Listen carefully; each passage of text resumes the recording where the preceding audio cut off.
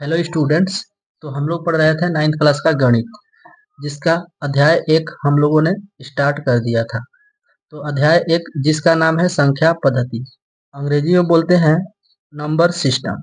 तो यह लेक्चर 3 है और संख्या पद्धति का बेसिक पार्ट 2 है। ठीक है, तो स्टूडेंट्स आप लोग इस वीडियो को अंत तक देखिए, और अगर वीडियो पसंद आए तो वीडियो को एक लाइक, एक प्यारा सा कमेंट, और अगर आप चैनल पर नए हैं तो चैनल को सब्सक्राइब कर लीजिएगा, ताकि हर वीडियो का नोटिफिकेशन सबसे पहले आपको मिल जाए। ठीक है, तो स्टूडेंट्स जैसा कि आप लोग जानते हैं, हम लोग 9th क्लास के कंप्लीट कोर्स हम लोग इस चैनल पर बिल्कुल फ्री में करेंगे। ठीक है, आपसे कोई भी पैसा नहीं लिया जाएगा। आप लोग बस इस वीडियो को क्या करिए, ज़्यादा से ज़्यादा अपने दोस्तों में शेयर कीजिए, और जितने भी आपके पास ग्रुप है उन सभी ग्रुपों में इस वीडियो को शेयर कीजिए और फ्री में सबको पढ़ने का मौका दीजिए। ठीक है स्टूडेंट्स, चलिए इस वीडियो को स्टार्ट कर लेते हैं। और यह है संख्या पद्धति का बेसिक पार्ट 2, यानी दूसरा वीडियो है। ठीक है, तो स्टूडेंट्स इस वीडियो में हम लोग पढ़ेंगे पूर्णांक, यानी पूर्णांक संख्या। तो चलिए हम लोग स्टार्ट करते हैं। तो देखिए स्टूडेंट्स, पूर्णांक जिसे हम लोग अंग्रेजी में इंटीजर्स बोलते हैं, तो इसका डेफिनेशन है शून्य से लेकर गिनती की सभी धनात्मक एवं सभी ऋणात्मक संख्याओं के समूह को पूर्णांक कहते हैं।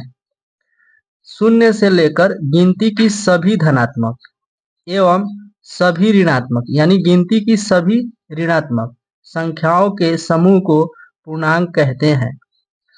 और यहाँ पर देखिए दूसरा एरो है, इसके संग्रह या समूह। देखिए इसके संग्रह यानी पूर्णांक का जो भी संग्रह है या समूह है को हम लोग क्या करते हैं, जेड या आई से दर्शाते हैं। ठीक है, यानी इसके संग्रह या समूह को आई या जेड से, या जेड या आई से सूचित करते हैं, ऐसा हम लोग बोल सकते हैं। ठीक है, तो आपसे पूछा जाएगा कि पूर्णांक संख्या को किस अक्षर से सूचित किया जाता है, तो हम लोग बोलेंगे आई या जेड से सूचित किया जाता है। ठीक है, तो जैसे हम लोग अगर देखें कि पूर्णांक संख्या क्या होता है, तो देखिए यहाँ पर एग्जाम्पल देखिए स्टूडेंट्स, यहाँ पर डेफिनेशन है कि शून्य से लेकर गिनती की सभी धनात्मक। देखिए शून्य है और गिनती की सभी धनात्मक, यानी कि ये जो है 1 2 3 ये सभी के सभी क्या है, गिनती की संख्याएं हैं। और यहाँ पर डॉट डॉट लगा दिया गया है, इसका मतलब कि 3 के बाद 4 आएगा, 4 के बाद 5 6, इस तरह से संख्याएं अनंत तक चलती जाएगी। ठीक है, और बोला गया है फिर कि एवं सभी ऋणात्मक, यानी गिनती की सभी ऋणात्मक। देखिए गिनती की संख्या लिख दीजिए, उसमें माइनस लगा देंगे तो ये क्या हो जाएगी, गिनती की ऋणात्मक संख्याएं हो जाएगी। ठीक है, तो हम लोग जानते हैं गिनती तो अनंत होती है, तो इसलिए यहाँ पर डॉट डॉट लगा देंगे हम लोग। ठीक है, तो यहाँ पर हो जाएगा -1 -2 -3 डॉट डॉट डॉट, यानी -4 भी आएगा और -5 भी आएगा, -6 आएगा। ठीक है, इस तरीके से आगे तक चलता जाएगा। ठीक है, तो यह भी अनंत तक चलता जाएगा माइनस में। ठीक है स्टूडेंट्स, आप लोग ध्यान दीजिएगा, एक बात हमेशा याद रखिएगा, ये क्या है, शून्य है।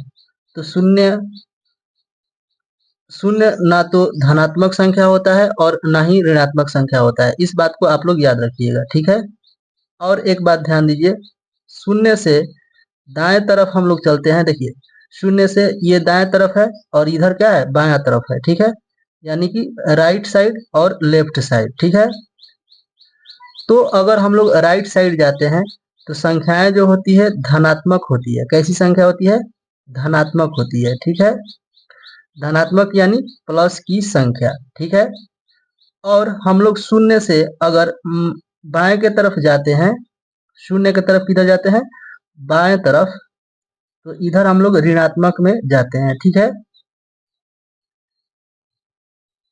तो अगर आपसे पूछा जाए कि पूर्णांक संख्या, यानी पूर्णांक संख्या में शून्य के दाहिने तरफ कैसी संख्याएं मिलती है, तो हम लोग कहेंगे धनात्मक पूर्णांक होता है, और बाएं तरफ तो ऋणात्मक पूर्णांक होता है। ठीक है, तो इतना आप लोग समझ गए।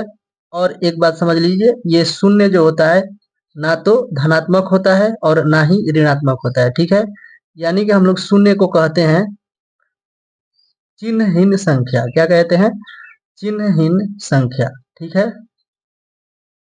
चिन्हहीन संख्या कहते हैं शून्य को, ठीक है। यानी शून्य का कोई चिन्ह नहीं होता है, ना तो ये प्लस होता है और ना ही ये माइनस होता है, ठीक है। तो आप लोग इस बात को ध्यान रखिएगा।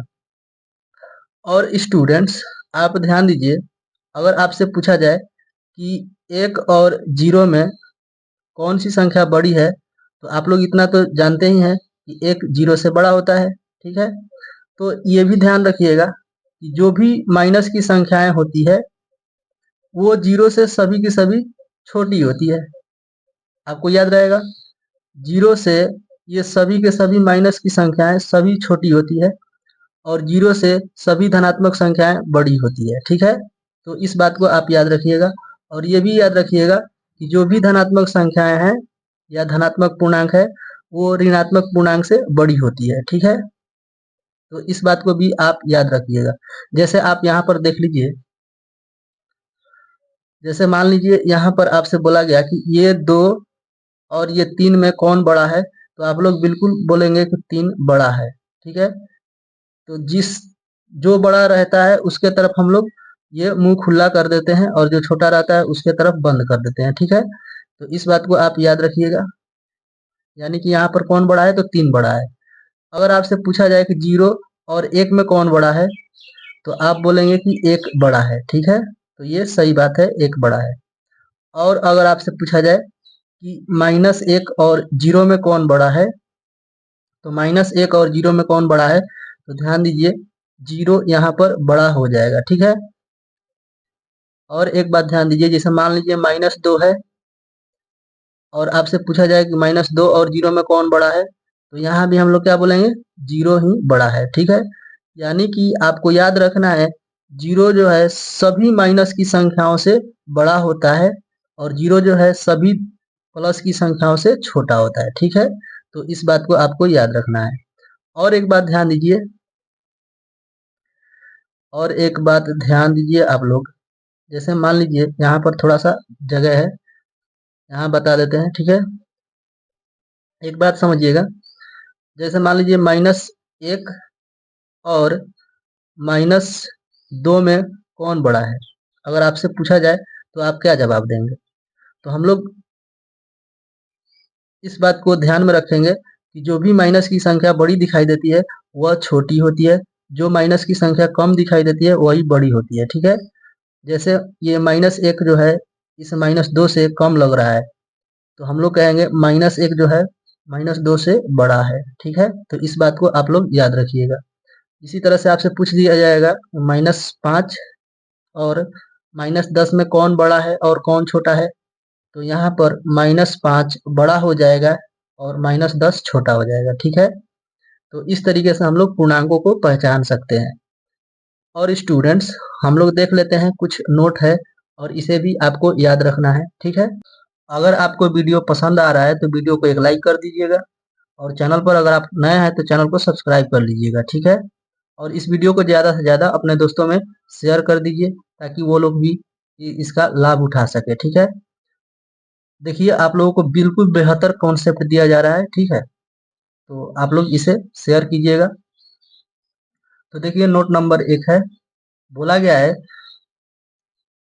जैसे मान लीजिए यहाँ पर इंटीजर्स, इंटीजर्स का हिंदी होता है पूर्णांक, ठीक है। यानी कि यहाँ पर आई है, इस वजह से हम लोग पूर्णांक को पहले अक्षर आई से सूचित करते हैं, ठीक है। तो यहाँ पर बोला गया है इसे जेड से भी सूचित किया जाता है, ऐसा क्यों।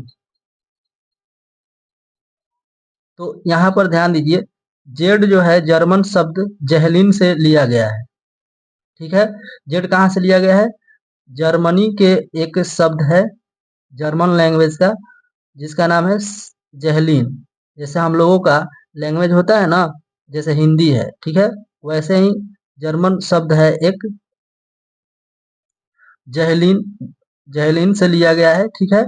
जेड जो है जर्मन शब्द जेहलिन से लिया गया है जिसका अर्थ है गिनना, जिसका अर्थ क्या होता है, गिनना, ठीक है। तो आप लोग समझ गए जेड क्या है, तो जर्मन शब्द का, जर्मन का एक शब्द है जो जेहलिन से लिया गया है जिसका अर्थ क्या होता है, गिनना, ठीक है। तो आपको याद रखना है।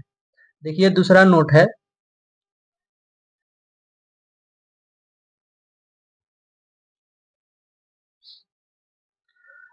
दूसरा नोट है, दो पूर्णांकों का योग, अंतर एवं गुणनफल हमेशा एक पूर्णांक होता है। दो पूर्णांकों का योग, अंतर एवं गुणनफल हमेशा एक पूर्णांक होता है। तो यहाँ पर जैसे एग्जाम्पल देख लीजिए, हम लोग क्या ले लेते हैं, यहाँ पर हम लोग दो पूर्णांक ले लेते हैं, ठीक है। जैसे मान लीजिए एक हो गया 2, एक हो गया 3, ठीक है, ये दो पूर्णांक है। योग का मतलब होता है जोड़, क्या होता है, योग का मतलब जोड़ होता है। अंतर का मतलब क्या होता है, तो घटाव होता है, ठीक है। और गुणनफल का मतलब क्या होता है, तो गुणा होता है। इस चीज को आप याद रखिएगा, ठीक है। तो बोला गया है कि आप योग करिए, अंतर करिए या गुणनफल करिए, हमेशा क्या होगा, पूर्णांक ही होगा, ठीक है। यानी जो संख्या आएगी जोड़ने पर वो भी पूर्णांक होगी, अंतर भी करेंगे हम लोग तो प्राप्त होने वाली संख्या भी पूर्णांक होगी, ठीक है। तो ऐसा आपसे कहा जा रहा है। तो क्या ये सही बात है, तो देखिए यहाँ पर जैसे मान लीजिए 2 और 3 को हम जोड़ते हैं तो क्या आएगा बताइए, 5 आएगा, ठीक है। तो यहाँ पर एक बात ध्यान दीजिए, ये 2 जो है क्या इसमें आता है, यानी कि इस पूर्णांक संख्या के समूह में आता है, बिल्कुल ही आता है। देखिए यहाँ पर 2 है, और देखिए ये 3 भी पूर्णांक है, जो कि पूर्णांक संख्या में से ही लिया गया है। और इन दोनों को जोड़े हम तो क्या मिला हमें, 5 मिला। और 5 जो आया है, क्या ये 5 इस संख्या में आएगा कहीं, तो बिल्कुल भी आएगा, क्योंकि 3 के बाद 4 आएगा, 4 के बाद 5 भी आएगा, यानी कि 5 भी क्या है, पूर्णांक है, ठीक है।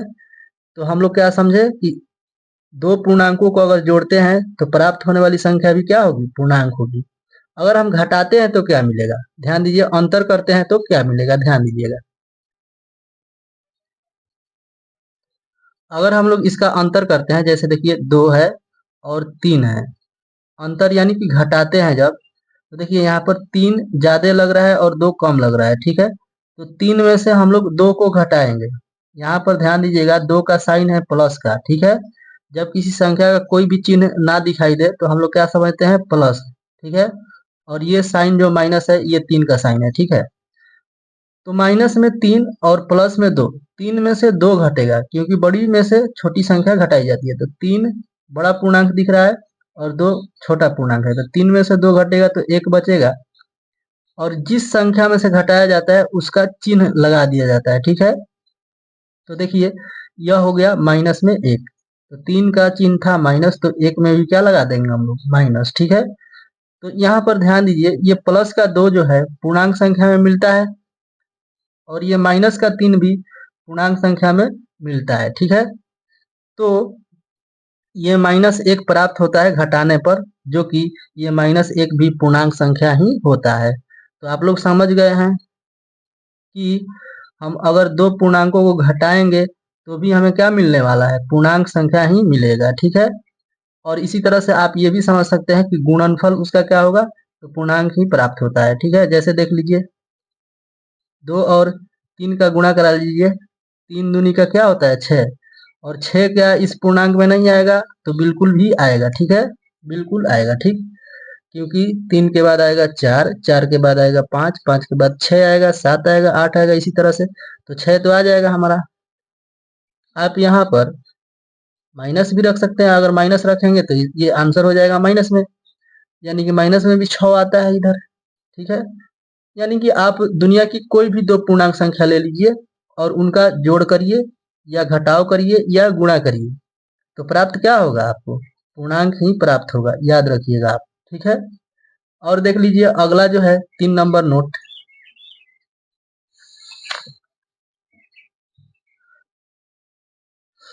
नोट नंबर 3 में बोला गया है, दो पूर्णांकों का भागफल पूर्णांक प्राप्त हो यह आवश्यक नहीं है।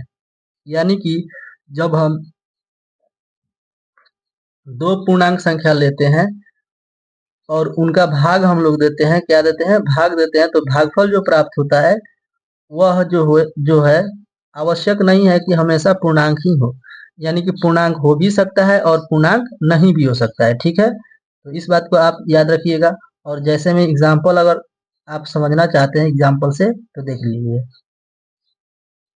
देखिए एग्जाम्पल, जैसे मान लीजिए ये 4 है और 4 में क्या करना है, 2 से भाग देना है। तो इस तरीके से हम लोग लिखते हैं। और ध्यान दीजिए, इसी को हम लोग क्या कर सकते हैं, 2 को हम लोग बाहर लिखेंगे और इस 4 को हम लोग क्या करते हैं, यहाँ पर अंदर लिखते हैं। ठीक है, तो 2 से ये कितने बार में जाएगा, यानी कि 2 के पहाड़े में ये कितने बार में आता है, तो 2 बार में आता है। तो 2 दूनी का क्या हो जाता है, 4, और ये क्या हो जाता है, कैंसिल हो जाता है। ठीक है, तो आप ध्यान दीजिए, यहाँ पर 2 से हम लोगों ने कितने बार में भाग दिया, तो इसी को तो भागफल कहते हैं हम लोग। ये क्या होता है, भागफल होता है। और बताइए कि ये जो भागफल आया है, क्या ये 2 पूर्णांक संख्या होता है, तो बिल्कुल भी होता है, यानी कि 2 जो है पूर्णांक संख्या है। और इसी को आपसे बोल दिया जाए कि 3 में 2 का भाग लगाइए, क्या आएगा इधर, भागफल क्या आएगा, तो आप बोलोगे कि 2 से जब हम लोग इसमें भाग देंगे तो 2 एकम 2 हो जाएगा, और यहाँ पर शेष बचेगा 1, और यहाँ पर पॉइंट में भाग देना पड़ेगा। आपको क्या करना होगा, पॉइंट में भाग देना होगा। तो आप बताइए, पॉइंट में भाग देंगे तो क्या आएगा, 2 से 2 पंचे 10, कैंसिल हो गया।